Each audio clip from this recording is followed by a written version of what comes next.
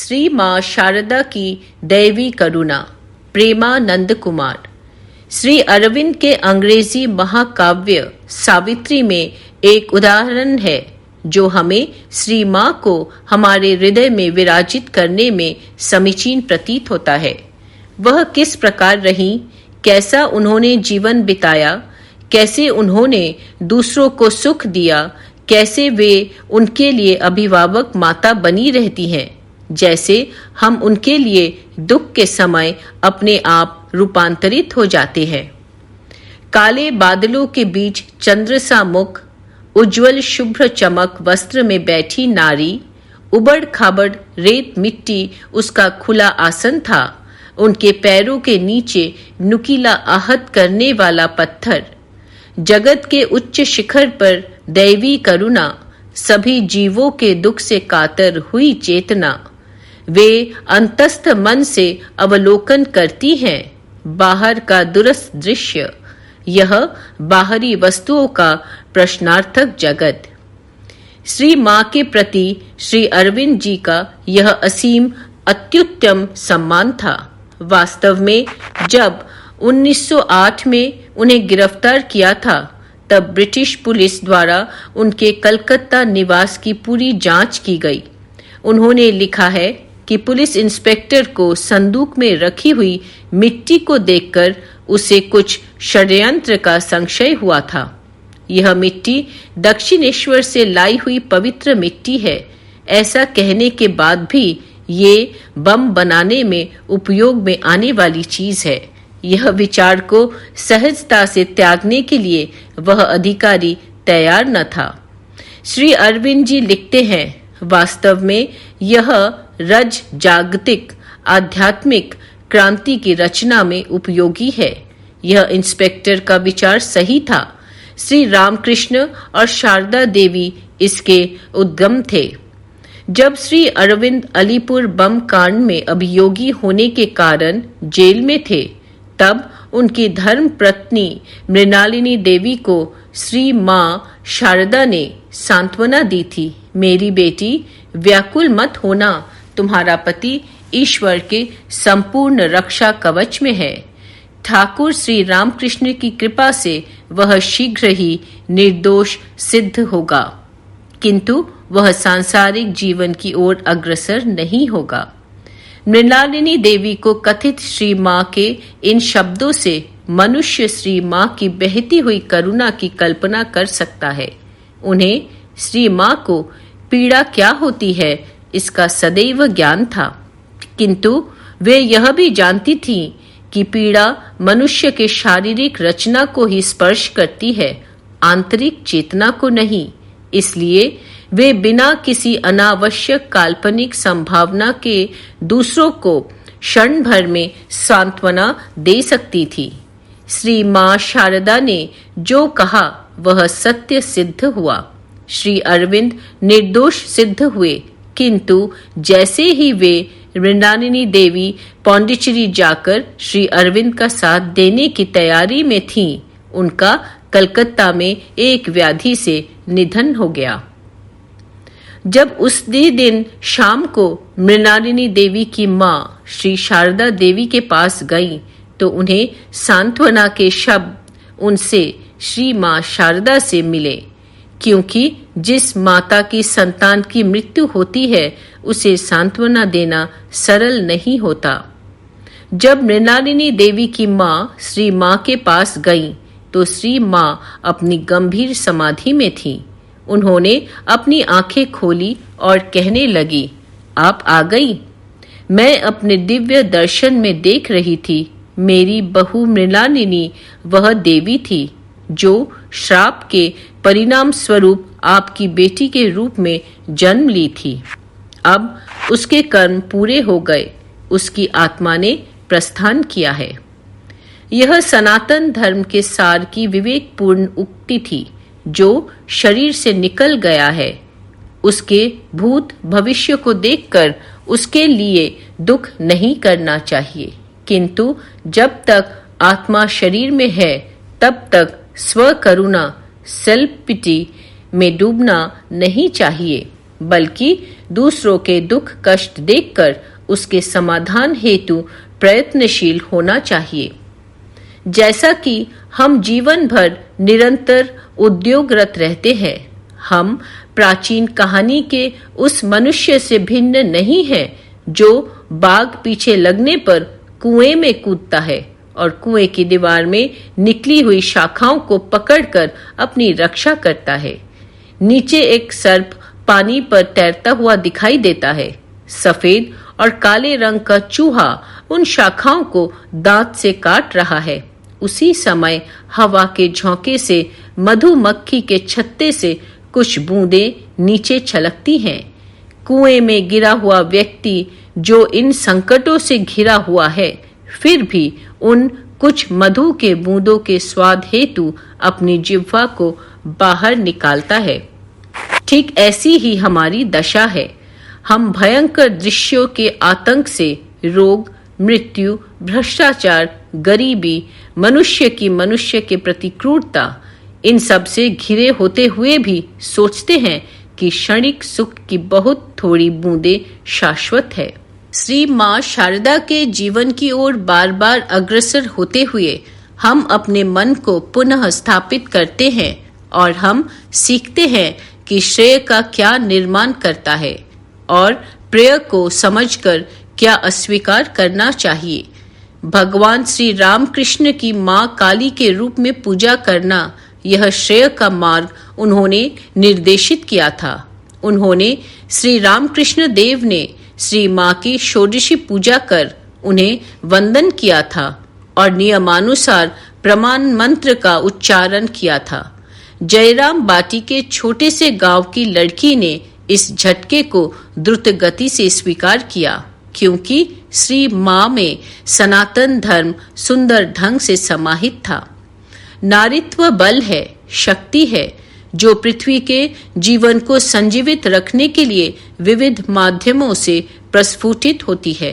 अतः शक्ति के अनंत रूप है और जिस क्षण श्री रामकृष्ण देव ने शारदा देवी को माँ के रूप में प्रतिष्ठित किया, वे सबकी जगत जननी श्री माँ बन गईं। हम माँ के जीवन की ओर पुनः वापस आकर उस पर चिंतन करते हैं, उनसे प्रेम करते हैं और उनके प्रसंगों पर ध्यान करते हैं, क्योंकि वे कभी असफल नहीं होती। ऐसा कहा जाता है कि रावण की मृत्यु के बाद जब हनुमान जी सीता जी के पास गए और उन्होंने पूछा कि 10 महीनों से जो राक्षसिनियां उन्हें कष्ट देती थी, उन्हें कैसे दंडित करें, तब माँ सीता ने सहजता से कहा, पापा नाम वा शुभा नाम वा वधाहीनाम प्लवनगमा कार्यम करुणामयेन न कश्चिन्नापराधयति। ऐसा कोई भी व्यक्ति नहीं है जिसने जीवन में भूल न की हो, इसलिए क्षमा करने में महानता है। यही सीता है जिन्हें हम पुनः पुनः सुनते हैं। जब श्री माँ दीक्षा और सांत्वना हेतु आए, शिष्यों से कहती हैं, यहाँ आने वालों में से कईयों ने बुरे कार्य किए हैं। उन्होंने ऐसे किसी पाप को नहीं छोड़ा जो उन्होंने न किया हो, किंतु जब वे आकर मुझे माँ कहकर पुकारते, तब मैं सब भूल जाती हूँ और उन्हें उनकी क्षमता से अधिक प्राप्त होता है। वह दिव्य करुणा है। ऐसी उदारता चेतना का कोई मानसिक स्तर फलित नहीं कर सकता। श्री माँ के कर्म के प्रति बिना शिकायत आचार नीति दृढ़ निष्ठा भारतीय नारी समुदाय के लिए अपूर्व गौरव है। गृह कर्म, कृषि कार्य, गृह निर्माण के क्षेत्र में किए गए कार्य को छोटा बड़ा देखने की हमारी दृष्टि रहती है, किंतु यह बहुत ही मूर्खता है, क्योंकि कार्य में कोई छोटा बड़ा नहीं होता है। न ही हमें गरीबी या मिथ्याव्यापी जीवन से लज्जित होना चाहिए। शारदा देवी ने कर्मों का कभी त्याग नहीं किया। वास्तव में उन्हें घर के साधारण ऐसे बहुत से कार्य करने के कारण बहुत सहन करना पड़ा, किंतु उन्होंने सभी कार्य श्री रामकृष्ण देव के लिए है, इस बोध से किया। वे कार्य उनके लिए पवित्र उपासना हो गए और उनके कष्ट इष्ट देवता की पूजा हो गई। श्री मां शारदा के कष्ट सहन करने के संबंध में स्वामी निर्वेदानंद लिखते हैं, इस युग में कामारपुकुर में शारदा देवी का जीवन हमें सीता देवी के वनवास की कहानी को स्मरण कराता है। वन की कुटिया में निर्धनता में उन्हें अकेले रहना पड़ा। उन्हें धान कूटना और सब्जी उगाना पड़ा। भोजन हेतु इन चीजों को किसी तरह उबालना पड़ा। उन्हें नमक तक खरीदने के लिए कोई साधन नहीं था, किंतु इस परिस्थिति को उन्होंने तपस्या अवधि के रूप में स्वीकार किया।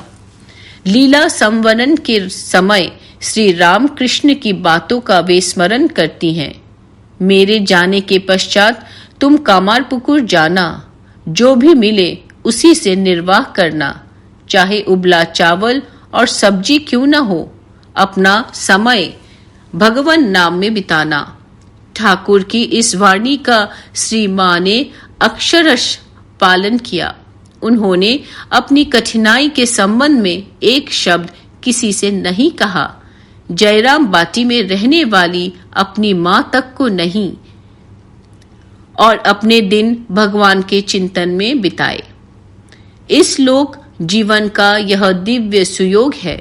स्वयं निरुद्देश्य स्वकेंद्रित जीवन न जीना, बल्कि निर्धनता और शोक में वीरता से किसी नियम आचारों का पालन करना और आशावाणी प्रसन्नता तथा सद्भावना से दूसरों से मिलना, इनसे स्वर्ग का द्वार खुलता है। हम क्या वह प्रसंग कभी भूल सकते हैं जिससे श्री मां के जीवनीकारों ने हमें अवगत कराया है। जब एक कुलीन घर की भटकी भ्रष्ट हुई महिला दूर खड़ी रहती कि श्री मां की पावनता प्रभावित न हो, तब श्री मां शारदा स्वयं उठकर उसके पास गईं और उसका आलिंगन कर बोली, आओ बेटी, घर में अंदर आओ। तुम अपने पापों के लिए पश्चाताप कर रही हो। आओ, मैं तुम्हें दीक्षा दूंगी। अपने पूर्वकृत सभी पापों को ठाकुर के श्री चरणों में अर्पण करो और सभी भयों से मुक्त हो जाओ। यहाँ व्यक्ति श्री कृष्ण की प्रिय वाणी, प्रियतम संदेश सुन सकता है। मां शुचः, शोक मत करो। जब श्री मां हमारे साथ हों तो हम क्यों डरे। वे हमारे साथ पूर्णतः अवश्य हैं। भले ही हम भीड़ में भटक गए हों या अपने को एकाकीपन में बंद कर लिया हो, किंतु श्री मां हमेशा हमारे साथ है। हमें बस इतना करना है कि उनका मातृसुलभ मुखमंडल याद रखना है। कलकत्ता में एक बंगाली महिला को श्री मां शारदा ने दीक्षा दी। तब उस महिला ने पूछा, मैं क्या परहेज रखूं? श्री मां ने पूछा, परहेज किस लिए रखना है? महिला ने कहा, रोग होने से औषध का प्रभाव शीघ्र होने के लिए परहेज का पालन करना होगा।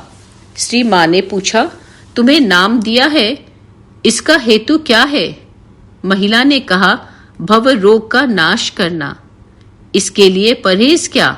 ऐसा पूछने पर तब उस महिला ने कहा, विकारों का संयम। श्री मां ने कहा, तुम्हें यदि अनुभव करना हो तो क्रोध को त्याग करना पड़ेगा। उस महिला ने श्री शारदा मां के हाथ पर पानी छोड़कर क्रोध त्याग का संकल्प लिया। इस महिला का बेटा श्री बेलसरेजी के साथ था। श्री बेलसरेजी ने पूछा, आपकी माताजी कभी क्रोधित नहीं हुई क्या? तब उन्होंने बेलसरेजी के मित्र ने कहा, गत 50 सालों में वे किसी पर क्रोधित नहीं हुई। ऐसे प्रसंग आए किंतु वे शांत रहती थी, सदैव जप करती रहती थी। उनका दामाद व्यसनी निकला, इसलिए विवाह विच्छेद करना पड़ा, किंतु वे शांत थी। उनसे पूछा गया, इस परिस्थिति में तुम शांत कैसे? तुम्हें दुख नहीं होता क्या? इस पर उन्होंने कहा, जगत में अपने गुरु द्वारा प्रदत्त भगवान का नाम न लेना ही दुखदाई है, नहीं तो क्यों दुख होवे। अंत में आइए स्वामी अभेदानंद जी द्वारा रचित श्री माँ के इस स्तोत्र का पाठ कर माँ की पवित्र आराधना करें। पवित्रम चरितम यस्याः पवित्रम जीवनम तथा पवित्रता स्वरूपिण्यै तस्यै देव्यै नमो नमः। श्री माँ का चरित्र पवित्र है, उनका जीवन पवित्र है। उन पवित्रता स्वरूपिणी को मैं बार बार प्रणाम करता हूँ। जय माँ शारदा देवी।